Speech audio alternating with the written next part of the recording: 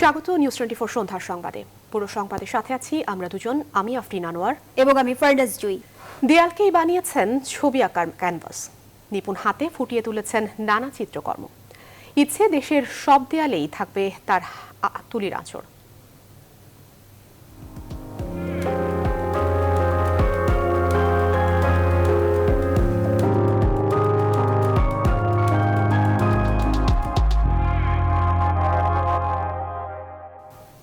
সংবাদে এড়িয়ে থাকছে প্রতিবেদন, এবারে বিস্তারিত। গণটিকা দেওয়ার দ্বিতীয় দিন আজ সোমবার সকল ভয় শঙ্কা দূরে ঠেলে করোনা ভাইরাস রুখতে ভ্যাকসিন নিচ্ছেন সাধারণ মানুষ। উৎসাহের কেন্দ্রে আজও টিকা গ্রহণকারী ভিআইপিরা। সেই সাথে নিবন্ধন সংখ্যা বাড়াতে শিথিল হলেও বয়সের মাপকাঠি। টিকার আওতায় এখন ফ্রন্ট লাইনারদের পরিবারের সদস্যরাও। রিশাদ হাসান জানাচ্ছেন বিস্তারিত। করোনার গণটিকা প্রয়োগের দ্বিতীয় দিন ছিল সকল ভয় আর শঙ্কাকে পেছনে ফেলে সামনে এগোবার। প্রথম দিন ভিআইপিদের টিকা নেওয়ার পর সোমবার সারা দেশে টিকা কেন্দ্রে ছিল সাধারণ মানুষের ভিড়। তারা জানান নিজেকে সুরক্ষিত করতেই এই পদক্ষেপ। ভীতি যাচ্ছিল আগে, নেয়ার পরে খুব স্বস্তি ফিল করছে। সবাই হাসি খুশি ভাবে আমাদেরকে বলে যাচ্ছে যে কিছু টেরই তো পেলাম না। প্রত্যেকের প্রতি আমার আহ্বান, সবাই টিকা নেওয়া উচিত। এই দিন রাজধানীর বিভিন্ন কেন্দ্রে উৎসবমুখর পরিবেশে টিকা নেন মন্ত্রী পরিষদের সদস্যরা। করোনা ভাইরাস রুখতে টিকা নিতে আহ্বান তাদের। আমার ডায়াবেটিসের প্রবলেম আছে, আমার ইউরিক অ্যাসিডের প্রবলেম আছে, আমার প্রেশারের প্রবলেম আছে। এতগুলো প্রবলেমের পরেও কিন্তু আমি ভ্যাকসিন নিয়েছি। বাংলাদেশের জনগণের কাছে আহ্বান জানাবো নির্ভয়ে নির্বিঘ্নে টিকা নিন। একই দিন মিলল আরও সুখবর। টিকা অগ্রাধিকার তালিকা আরও শিথিল করল স্বাস্থ্য অধিদপ্তর। 55 বছরের পরিবর্তে টিকা পেতে ন্যূনতম বয়স এখন 40 বছর। সম্মুখ সারির যোদ্ধাদের পরিবারের সদস্যরাও এবার আওতাভুক্ত হলেন টিকা। এনআইডি অভিযোগ করছিলেন যে ওনারা ঠিক মতন এটাকে ব্যবহার করতে পারছেন না, তো সেই জন্যে যে সমস্ত বারগুলো ছিল সেগুলো অনেক কিছুই শিথিল করে দেওয়া হয়েছে, সহজ করে দেওয়া হয়েছে, যাতে করে আমাদের বেশি লোকজন এটার সাথে সম্পৃক্ত হতে পারে। পরবর্তী চালানের কথা মাথায় রেখে হাতে থাকা টিকা শেষ করতে ও নিবন্ধন বাড়াতেই এই সিদ্ধান্ত বলে জানান স্বাস্থ্যের প্রশাসন শাখার অতিরিক্ত মহাপরিচালক।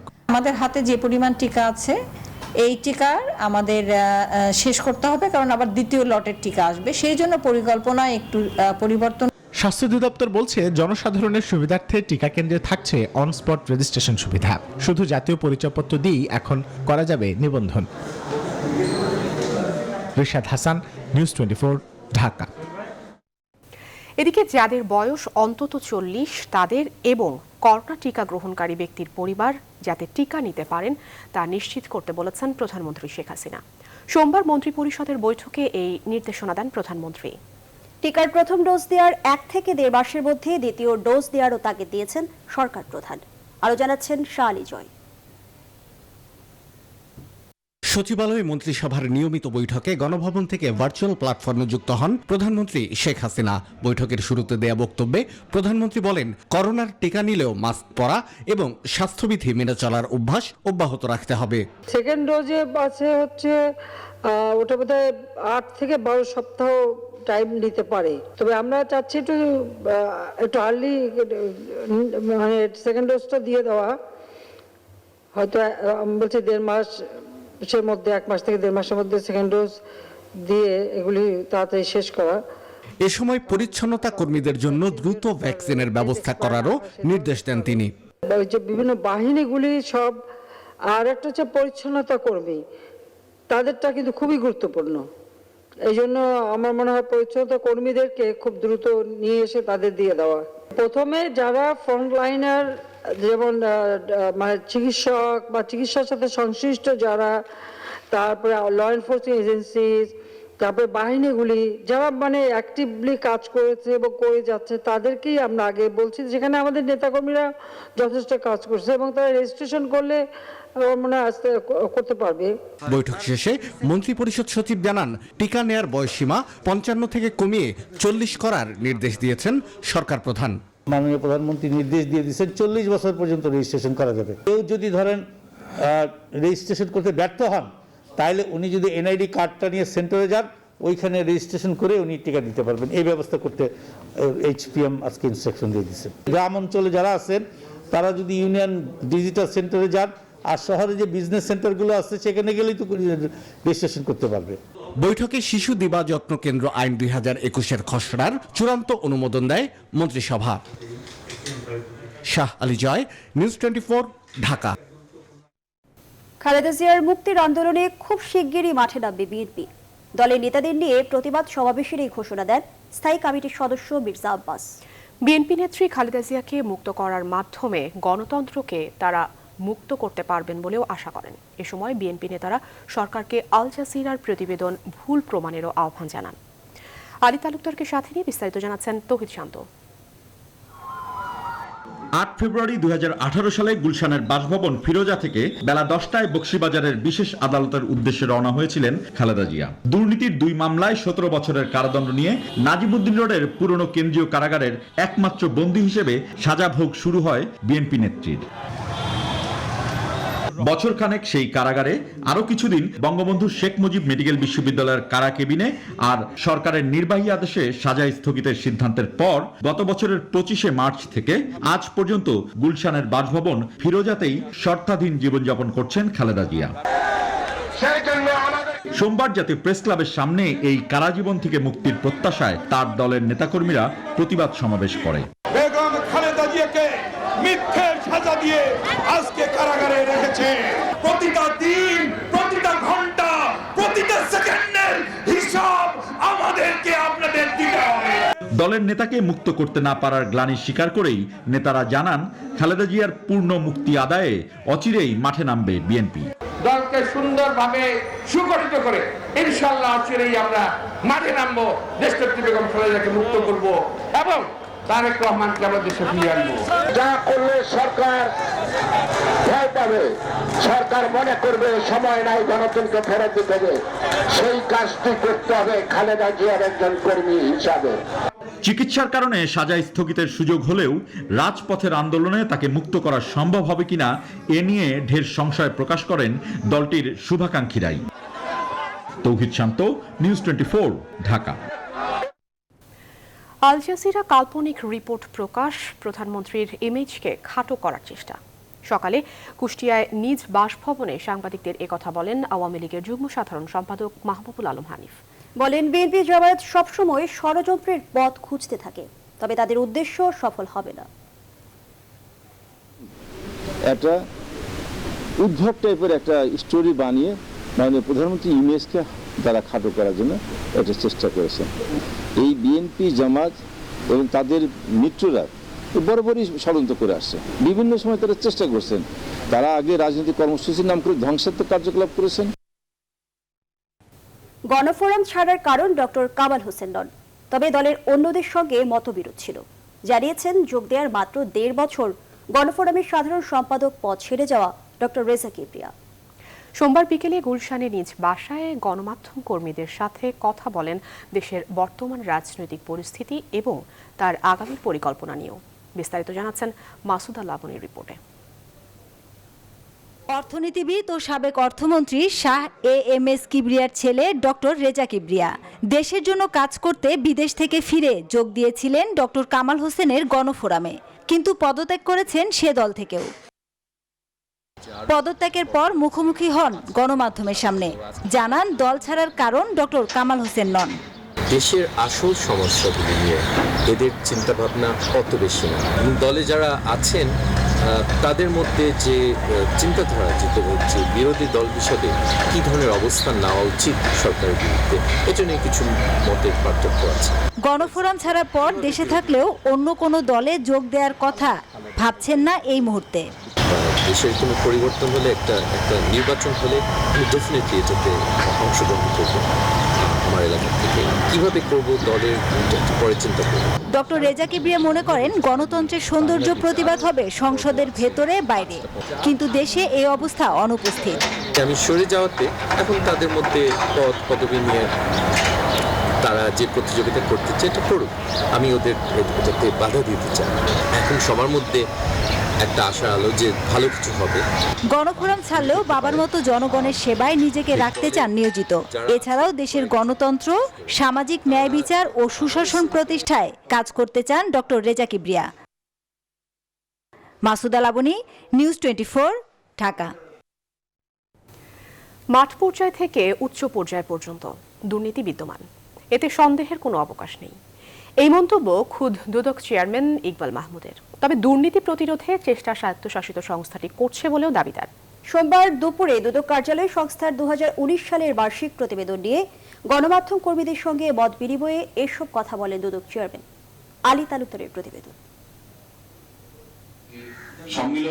রোববার 2019 সালের বার্ষিক প্রতিবেদন রাষ্ট্রপতি মোহাম্মদ আব্দুল হামিদের কাছে জমা দিয়েছে দুর্নীতি দমন কমিশন দুদক। সোমবার এই প্রতিবেদন বিষয়ে গণমাধ্যম কর্মীদের সঙ্গে ভার্চুয়ালি মত বিনিময় করেন দুদক চেয়ারম্যান।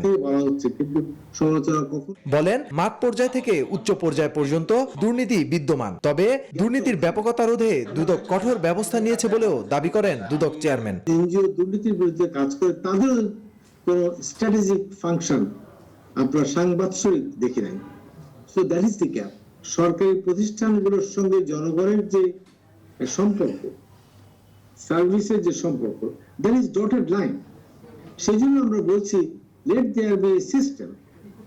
সিস্টেম হলে ডটেড লাইন ডটেড হবে, স্ট্রেট লাইন হবে।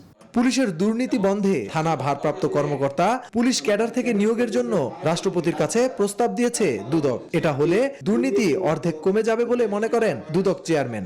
ঠিকানাবিহীন মানুষকে লোন দেওয়া হয়েছে লিজিং কোম্পানি থেকে, দেখেছেন আপনারা কবে রিপোর্ট করেছেন 15,000 কোটি টাকা আপনি কি আলাদা নিয়ে গেছে। আমার তো বের করতে হবে, এজ এ আমি একটা তদন্তকারী সংস্থা হিসেবে আমার তো একটা দায়িত্ব, নৈতিক এবং আইনি দায়িত্ব, ওই টাকা কোথায় গেল বের করা। দুদক যেন দন্তহীন বাঘ না হয়, আদালত এমন পর্যবেক্ষণ দিলেও এ নিয়ে কোনো মন্তব্য করতে চাননি ইকবাল মাহমুদ। আদালত কিন্তু এটা বলে না এই দুদক দন্তহীন বাঘ বা ইয়েতে আদালত বলে না। আদালত কোথায় এটা বলেছে দুদক যেন দন্তহীন বাঘ বা সিংহ না হয়। লক্ষ্য পূরণে স্বাস্থ্য ও শিক্ষা খাতে দুর্নীতি রোধ করা দরকার ছিল বলেও মন্তব্য করেন ইকবাল মাহমুদ। শুধুমাত্র একটি 9 ডিসেম্বর। আলী তালুকদার, নিউজ 24, ঢাকা। মানব পাচারের দায়ে কুয়েতে দণ্ডপ্রাপ্ত লক্ষ্মীপুর 2 আসনের সংসদ সদস্য মোহাম্মদ শহীদ ইসলাম পাপুলের সংসদীয় পদ বাতিলের বিষয়ে জারি করা রুলের শুনানির জন্য আগামী 22 ফেব্রুয়ারি দিন ধার্য করেছেন আদালত। সোমবার হাইকোর্টের বিচারপতি গোবিন্দ চন্দ্র ঠাকুর ও বিচারপতি মোহাম্মদ উল্লাহ সমন্বয়ে গঠিত বেঞ্চ শুনানির জন্য এই দিন ধার্য করেন। এর আগে গেল বছরের 20 আগস্ট পাপুলকে সংসদ সদস্য পদ থেকে বহিষ্কার করে তার সংসদীয় আসন কেন শূন্য ঘোষণা করা হবে না তা জানতে চেয়ে রুল জারি করেছেন হাইকোর্ট। রিটকারী আইনজীবী জানান, শিক্ষাগত যোগ্যতা নিয়ে নির্বাচনী হলফনামায় পাপুল মিথ্যা তথ্য দিয়েছেন।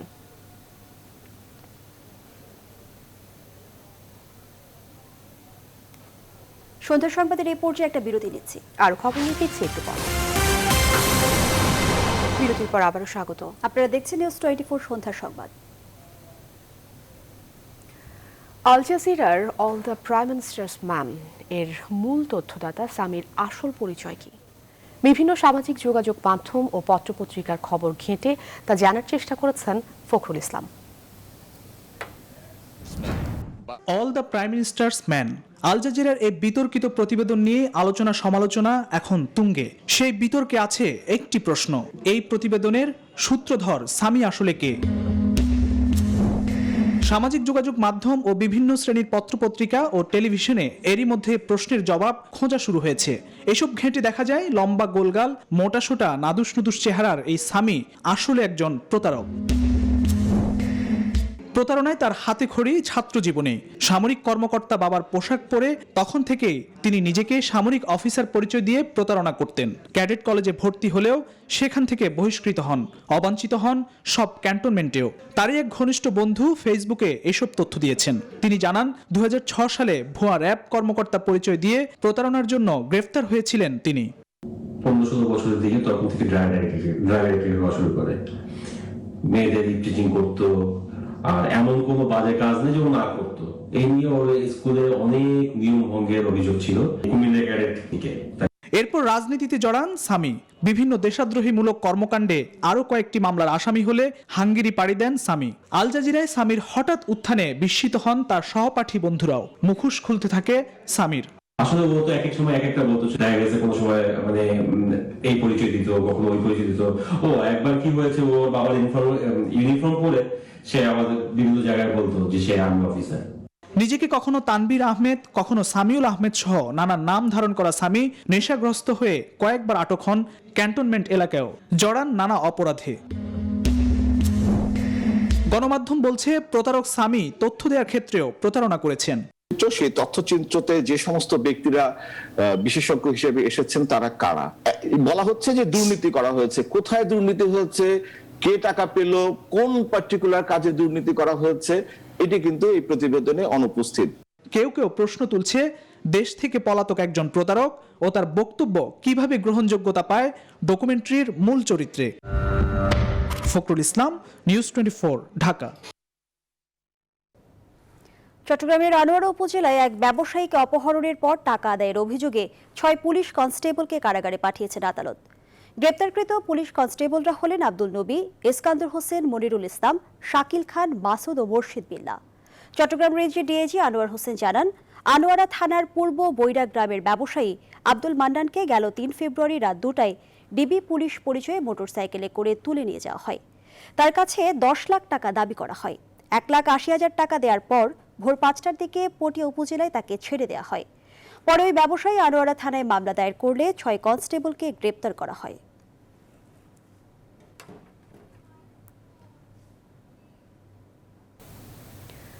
এদিকে কুমিল্লার নাঙ্গলকোটে সেনা সদস্য আব্দুর রহমান হত্যা মামলায় 4 জনের ফাঁসি এবং 1 জনকে 10 বছরের সশ্রম কারাদণ্ড দিয়েছেন আদালত। সোমবার দুপুরে কুমিল্লার অতিরিক্ত জেলা ও দায়রা জজ চতুর্থ আদালতের বিচারক রোজিনা খান ফাঁসির দণ্ডপ্রাপ্ত আসামিদের উপস্থিতিতেই এই রায় ঘোষণা করেন। দণ্ডপ্রাপ্তদের মধ্যে সশ্রম কারাদণ্ডপ্রাপ্ত আসামি পলাতক।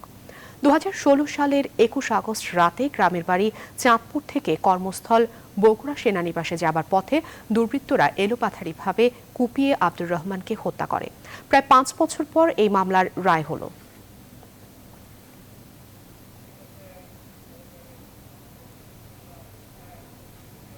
এবার ফার্স্ট সিকিউরিটি ইসলামী ব্যাংক অর্থ বাণিজ্যের সংবাদ।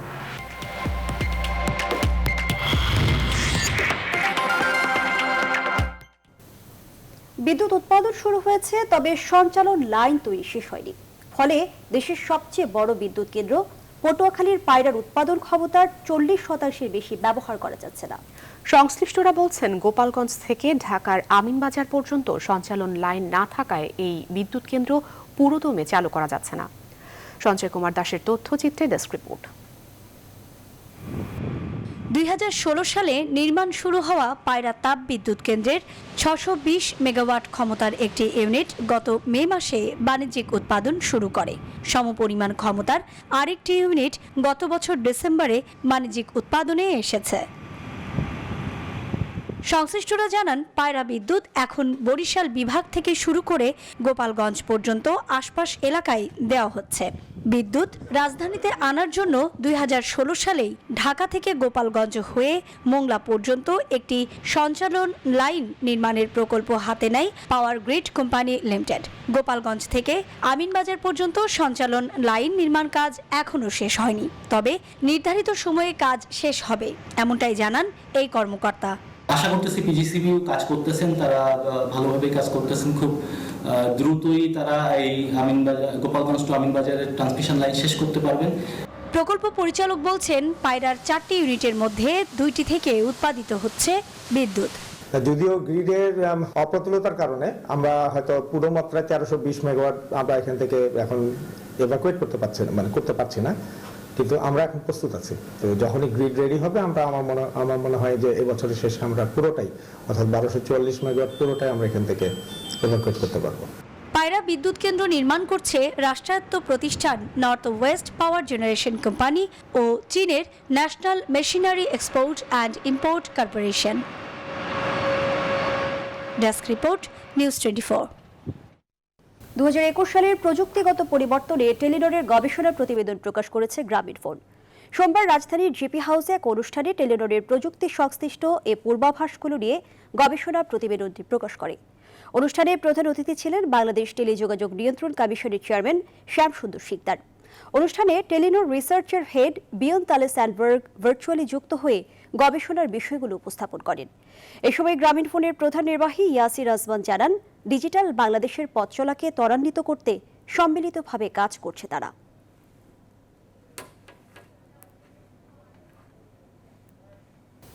সন্ধ্যা সংবাদের এই পর্যায়ে নিচ্ছি আরেকটি বিরতি। সাথে থাকুন। বিরতির পর আবারও স্বাগত। দেখছেন নিউজ 24 সন্ধ্যা সংবাদ। আন্তর্জাতিক অঙ্গনের খবর। মিয়ানমারে সেনা ক্ষমতা দখলের সপ্তাহ গড়ালেও ক্ষোভ থামেনি। রাজধানীতে বিক্ষোভের মাত্রা বেড়েছে। ছত্রভঙ্গ করতে জলকামান ব্যবহার করছে পুলিশ। আর সেনাবাহিনী জানিয়েছে নির্বাচন দিয়ে ক্ষমতা হস্তান্তর করবে তারা। বিস্তারিত জানাচ্ছেন চন্দ্রানী চন্দ্রা। অং সান সুচির মুক্তি আর গণতন্ত্র ফিরিয়ে দেওয়ার দাবিতে মিয়ানমারে জোরালো হচ্ছে বিক্ষোভ। টানা তৃতীয় দিনের মতো আন্দোলন চলছে। এদিন দেশ জুড়ে ধর্মঘটে যুক্ত হয়েছে শ্রমিকরা। নেপিতোতে সমবেত হয় লাখ লাখ বিক্ষোভকারী। এতে রাজধানীর পুলিশ মারমুখী হয়ে ওঠে। জোরালো হতে থাকা বিক্ষোভে জলকামান নিক্ষেপ করে তারা। সেনা অভ্যুত্থানের এক সপ্তাহের মধ্যে সোমবার তীব্র হলো বিক্ষোভ। দেশ জুড়ে ডাকা ধর্মঘটে যোগ দিয়েছে বৌদ্ধ ভিক্ষু, শিক্ষক, আইনজীবী, ব্যাংক কর্মকর্তা এবং সরকারি চাকুরিজীবীরা। শ্রমিকদের কাজ ছেড়ে বিক্ষোভে যোগ দেওয়ার আহ্বান জানানো হয়েছে। আজ একটি কাজের দিন, তারপরও আমরা কাজে যাচ্ছি না। তাতে যদি আমাদের বেতন কাটা হয় হোক। সেনা বিরোধিতায় গেল সপ্তাহ থেকেই মিয়ানমারে বিক্ষোভ শুরু হয়। গুরুত্বপূর্ণ স্থানগুলোয় বিক্ষোভকারীদের ভিড় বাড়তে থাকে। অন্যান্য শহরগুলোয়ও বিপুল সংখ্যক মানুষ সমবেত হন সেনা শাসনের বিরোধী স্লোগান নিয়ে। তবে ইন্টারনেট সংযোগ বন্ধ করে দেওয়ার পরদিনই তা আংশিকভাবে চালু করতে বাধ্য হয় সেনা সরকার।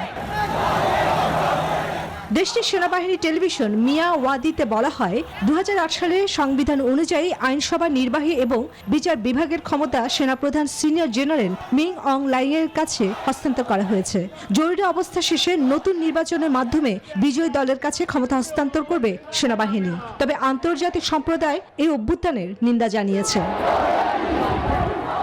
চন্দ্রানী চন্দ্রা, নিউজ 24। ভারতের উত্তরাখণ্ডে হিমবাহ ভেঙে ব্যাপক তুষার ধসে নিখোঁজের সংখ্যা 2 শতাধিক, যাদের বেশিরভাগের মৃত্যু হয়েছে বলে ধারণা করা হচ্ছে। এরই মাঝে 18 জনের মৃতদেহ উদ্ধার করা হয়েছে। জীবিত উদ্ধার করা হয়েছে 14 জনকে। অব্যাহত রয়েছে উদ্ধার তৎপরতা। মাসুদ রানার ডেস্ক রিপোর্ট। রোববার সকালে ভারতের উত্তরখণ্ডে হিমালয়ের হিমবাহু ধসে পড়ে। এতে দেখা দেয় ভয়াবহ বন্যা। নিখোঁজ রয়েছে অসংখ্য মানুষ। এমনকি একের পর এক গ্রাম ভেসে যাওয়ায় ব্যাপক ক্ষয়ক্ষতির মুখে পড়েছে বেশ কয়েকটি এলাকা। প্রাণহানি এড়াতে হাজারো বাসিন্দাকে নিরাপদে সরিয়ে নেওয়া হয়েছে। এরই মধ্যে উত্তরখণ্ড রাজ্যের একটি সুড়ঙ্গ থেকে 12 জন কর্মীকে উদ্ধার করা হয়েছে। মোতায়েন করা হয়েছে সেনাবাহিনী সহ বিমান বাহিনী। জরুরি পরিস্থিতির জন্য তৈরি করা হয়েছে হাসপাতাল। আমরা বিশেষজ্ঞ টিম মোতায়েন রেখেছি। প্রয়োজনে সেনার সংখ্যা বাড়াতে পারি। আমাদের কর্মকর্তারা স্থানীয় কর্মকর্তাদের সাথে সমন্বয় করে কাজ করছেন। এখন পরিস্থিতি খানিকটা নিয়ন্ত্রণে রয়েছে। আর ক্ষতিগ্রস্তদের পাশে থাকার আশ্বাস দিয়েছেন প্রধানমন্ত্রী নরেন্দ্র মোদী। নিহত প্রত্যেক পরিবারকে 4 লাখ এবং আহতদের 50,000 রুপি ক্ষতিপূরণ দেওয়ার কথা জানিয়েছে রাজ্য সরকার। তবে এমন ঘটনার জন্য অনেকেই দায়ী করছেন টানেল এবং জলবিদ্যুৎ প্রকল্প নির্মাণ সহ বিশ্ব উষ্ণায়নকে। ভূগোলবিদদের অনেকেই বলছেন, উষ্ণায়নের ফলে হিমবাহুর তলদেশ গলতে থাকে, ঘটে এমন দুর্ঘটনা। মাসুদ রানা, নিউজ 24। সংবাদে আবারও বিরতি দিচ্ছি। ফিরছি একটু বিরতির পর আবার স্বাগত। দেখছেন সন্ধ্যার সংবাদ। এবারে নিউজ 24 স্পোর্টস। ইনজুরির কারণে ঢাকা টেস্ট থেকে ছিটকে গেলেন Shakib Al Hasan. Bangladesh cricket board BCB সোমবার এই খবর নিশ্চিত করেছেন। চোট কাটিয়ে চট্টগ্রাম টেস্টে মাঠে নামা সাকিবের দ্বিতীয় দিনে ফিল্ডিংয়ের সময় পায়ে টান লাগে। বিসিবি জানান বাম উরুতে চোট পেয়েছেন এই অলরাউন্ডার, ফলে তৃতীয় দিন মাঠে নামেননি সাকিব। পরবর্তী ম্যাচে না খেলতে পারার শঙ্কা যা শেষ পর্যন্ত সত্যি হলো। ঢাকা টেস্টে শুধু মাঠে নয়, দলেই থাকছেন না এই অলরাউন্ডার।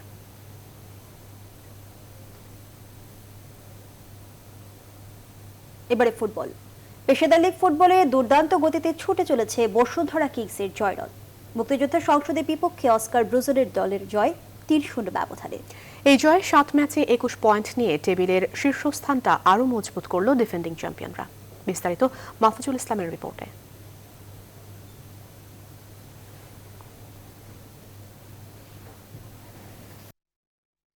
শীর্ষস্থান মজবুতের লক্ষ্যে এদিন কুমিল্লায় মুক্তিযোদ্ধা সংসদের বিপক্ষে কিংসের লড়াই। কুমিল্লা শহীদ ধীরেন্দ্রনাথ দত্ত স্টেডিয়ামে, তবে শেষ মুহূর্তে নাম্বার 5 ম্যাচের 10 মিনিটে রবসন রবিনহোর গোলে স্বাগতিকদের লিড। প্রথমার্ধে আরো কয়েকবার মুক্তিযোদ্ধার রক্ষণে কিংসের আক্রমণ ভাগের হানা, তবে দ্বিতীয় উদযাপন ম্যাচের 45 মিনিটে রবসনের পাসে প্রতিপক্ষের বক্সে ঢুকে বল মুক্তিযোদ্ধার জালে পাঠান রাউল বেসেরা। 2-0 ব্যবধানের লিড নিয়ে বিরতিতে যায় স্বাগতিকরা।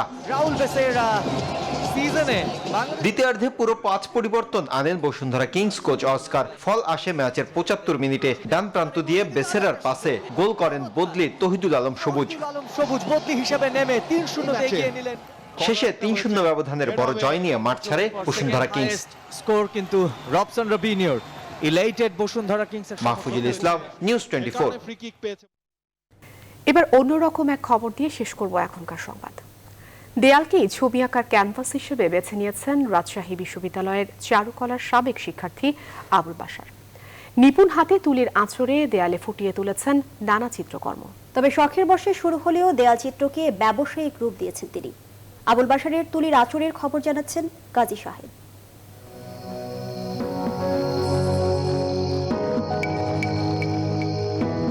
দেয়ালে পাখির কিচিরমিচির, কোনো দেয়ালে অক্টোপাস বা মাছের দুরন্তপনা, নজর কাড়া ফুলের সমারোহ, লোভনীয় পিৎজা বা মোটরসাইকেলের দুরন্ত ছুটে চলা, সবই যেন জীবন্ত দেয়াল চিত্রের ক্যানভাসে।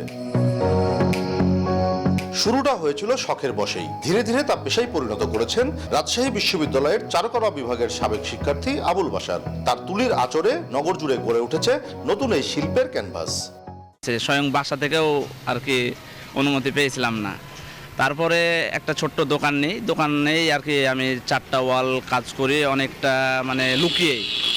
তারপর 19 দিন টানা কাজ করার পরে আমি ওয়ালগুলো যখন সবার সামনে উন্মুক্ত করে তখন থেকে আর কি আস্তে আস্তে প্রচার হওয়া শুরু করে। পারিশ্রমিকের বিনিময়ে রেস্টুরেন্ট, বাসাবাড়ির ভেতর ও বাহির এবং শিক্ষা প্রতিষ্ঠানের সীমানা প্রাচীরে দেয়াল চিত্র করছেন বাশার। সারা দেশে তার শিল্পকর্মের সংখ্যা ছাড়িয়েছে 350। ইচ্ছে আছে দেশের সব দেয়ালেই থাকবে তার তুলির আঁচড়। বেসিক যে ধারণাটা যে ওয়ালটাতে কোন কাজটা করলে ভালো হবে, কোন জিনিসটা, এটার মজাটা আমি যখন পেয়ে গেলাম ঠিক সেই সময় থেকে আমার কাজের কিন্তু এক্সপ্যান্ড বা আপনি বলেন যে যেটা মানে কি বলবো প্রচার, সেটা খুব দ্রুত হতে থাকলো। শিল্পকে জনসাধারণের কাছাকাছি নিয়ে যেতে এই দেয়াল চিত্র বড় ভূমিকা রাখতে পারবে বলে মনে করছেন চারুকলা বিভাগের এই শিক্ষক। যদি সরকারি বা আধা সরকারি বা অন্যান্য কোনো বৃহৎ প্রতিষ্ঠানগুলো এগিয়ে আসে, তো সেই ক্ষেত্রে শিল্পী এবং শিল্প উভয়ের জন্যই এটা মঙ্গলকর হবে। দেয়ালে রঙিন চিত্রকর্মের প্রতি সাধারণ মানুষের আগ্রহই একদিন চারুকলার শিক্ষার্থীদের কর্মসংস্থানের সুযোগ তৈরি করবে মনে করছেন শিল্পীরা। কাজী সাহেব, নিউজ 24, রাজশাহী। আর নিউজ 24 সন্ধ্যার সংবাদ ছিল এখনকার মতো এ পর্যন্তই। এতক্ষণ সাথে থাকাই ধন্যবাদ সবাই।